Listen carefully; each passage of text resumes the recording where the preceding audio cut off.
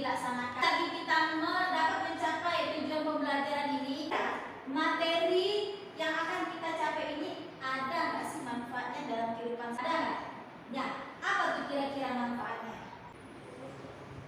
Menjadi pedoman dalam kehidupan sehari-hari. Oke, baik, terima kasih. Menjadi pedoman dalam kehidupan kita sehari-hari. Kita lanjutkan, Ibu akan memberikan pretest kepada anak Ibu. Sebelum kita mengikuti pelajaran ini ya, sebelum kita belajar ini, Ibu nak lihat sejauh mana pemahaman Ibu tentang Rasul-Rasul ini ya. Baik, silakan anak Ibu keluarkan handphonenya, linknya Ibu bagikan di grup WhatsApp ya. Ya, silakan anak Ibu kerjakan. Kasih waktu hanya 5 menit ya nak. Baik, terima kasih anak Ibu yang telah mengerjakan. Di sini bisa Ibu lihat ya. Ada yang dapat 7, ada yang dapat 5, ada yang dapat 3. Ya nggak apa-apa. Di sini kita kan belum belajar. Semoga setelah kita belajar ini anak Ibu pemahamannya lebih meningkat dan nilainya menjadi dapat 100 semuanya. Insya Allah ya. Baik, kita langsung saja masuk kepada materi kita, iman kepada Rasulullah. Baik. Bentar ya. Beriman kepada Rasulullah, kata iman selalu berkaitan dengan amal soleh tanpa sebelumnya kita masuk materi secara lebih detail. Ibu memberikan tugas LKPD kepada anak Ibu secara berkelompok. Alhamdulillah anak Ibu sudah lulus secara kelompok. Jadi Ibu harap anak Ibu bisa kerjasama dengan kelompoknya masing-masing ya. Baik, Ibu kasih judul tugas kepada kelompok. Silakan anak Ibu kerjakan tugasnya ya. Baik. Ini tugasnya. Silakan anak Ibu diskusikan dengan kelompoknya masing-masing.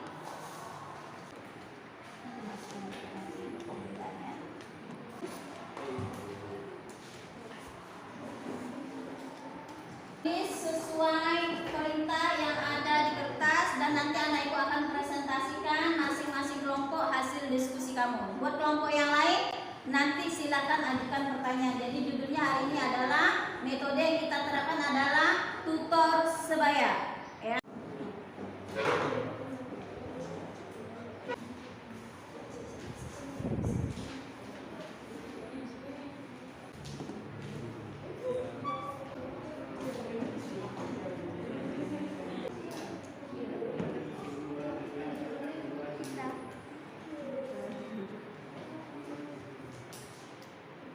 Baik, sebagai tambahan diskusi, anak Ibu sudah Ibu kirimkan video pembelajaran yang ada di grup WhatsApp dan juga flipbook yang bisa anak Ibu buka di grup WhatsApp sebagai bahan referensi untuk diskusi kamu ya. Jadi diskusi kelompok yang telah anak Ibu kerjakan, sekarang kita berikan waktu untuk kamu memaparkan hasil diskusi kelompok kamu yang telah kamu diskusikan bersama. Baik, kelompok mana terlebih dahulu yang dipresentasi? Kelompok 1 siap? Baik, terima kasih. Silakan buat kelompok 1 presentasikan. Buat kelompok yang lain silakan didengar dan pertanyaannya.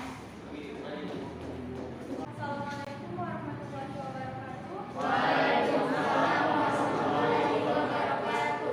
Kami dari kelompok 1 akan menyampaikan hasil presentasi kami tentang pengertian iman kepada Rasul dan tugas para Rasul. Pengertian iman kepada Rasul adalah meyakini dengan sepenuh hati bahwa Allah telah mengutus para Rasulnya untuk menyampaikan wahyu kepada umatnya. Silakan kelompok lain yang ingin mengajukan pertanyaan. Apa sih bukti kita iman kepada Rasul?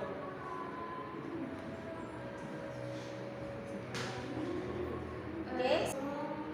Melaksanakan perintahnya dan menjauhi larangan.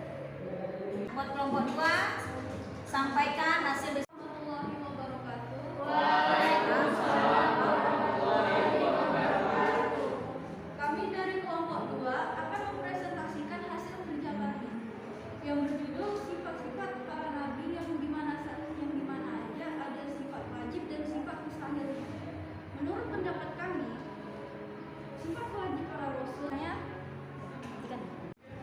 bisa nggak kalau mereka contoh bahwa Rasulullah memiliki sifat tersebut?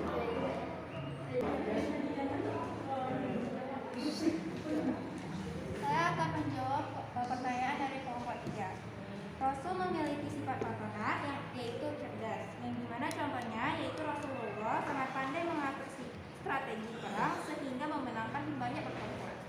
Pada kelompok 3 untuk menyampaikan hasil diskusinya, kelompok 3 Ibu silakan. Baik Bu. Assalamualaikum warahmatullahi wabarakatuh. Waalaikumsalam warahmatullahi wabarakatuh. Kami dari kelompok 3 ingin mempresentasikan tentang Rasul Ulul Azmi. Menurut pendapat kami, di antara 25 Rasul tersebut, ada 5 Rasul yang diberi Musa, yang keempat Nabi Isa, yang kelima Nabi Muhammad. Adakah teman-teman yang ingin bertanya?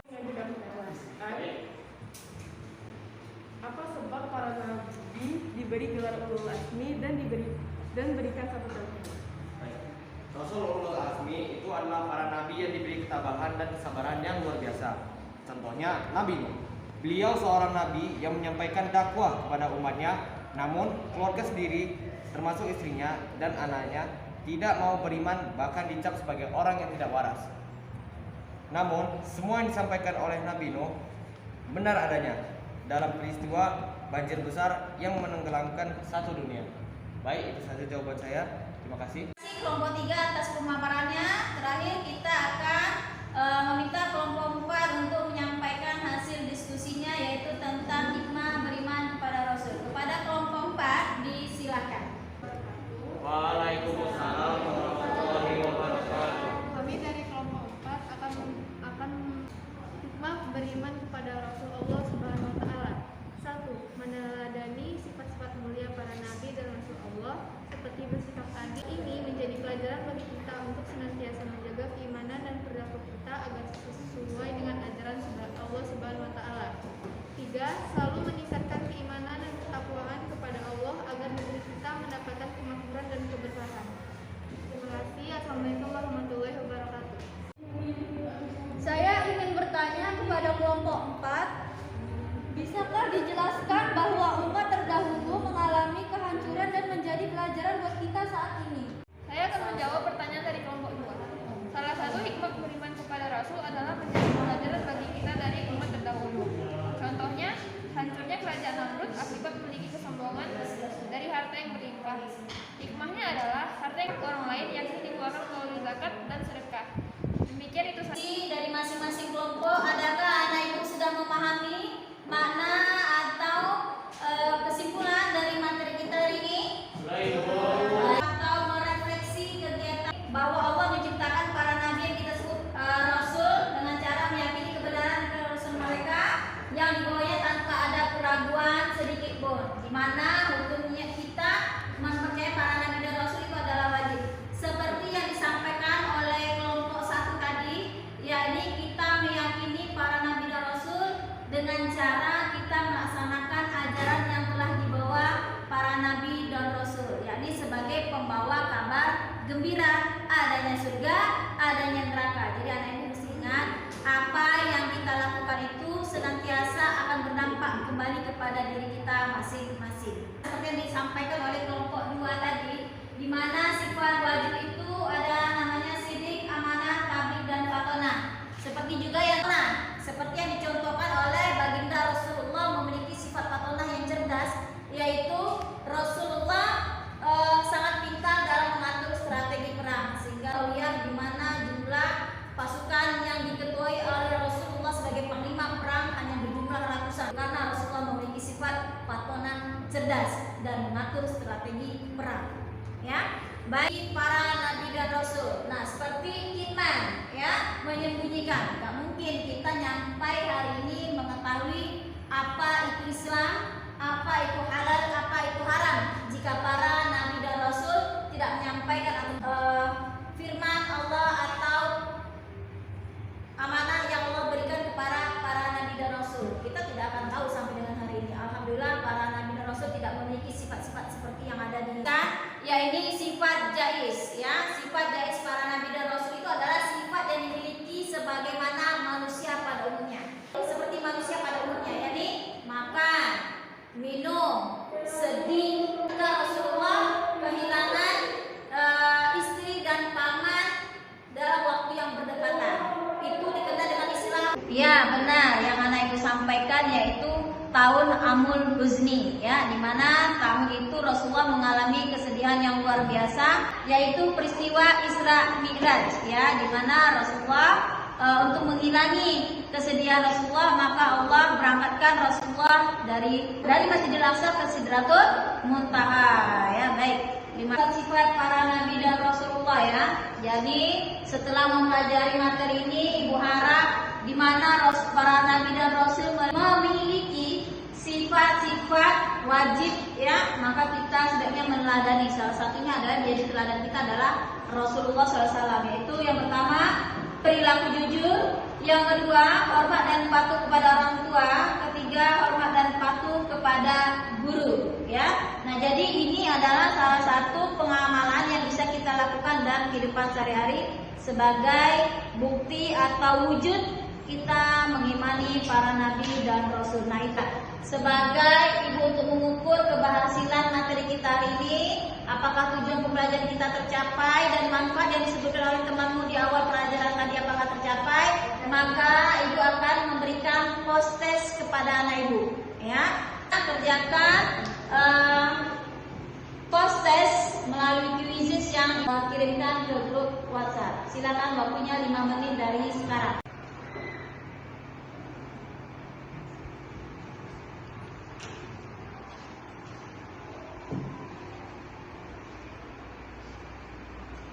Terima kasih anak ibu yang telah mengerjakan post test. Bisa kita lihat bersama hasil post test. Nilai tertinggi oleh Nadira, kemudian dari beberapa orang. Alhamdulillah materi kita hari ini telah tercapai.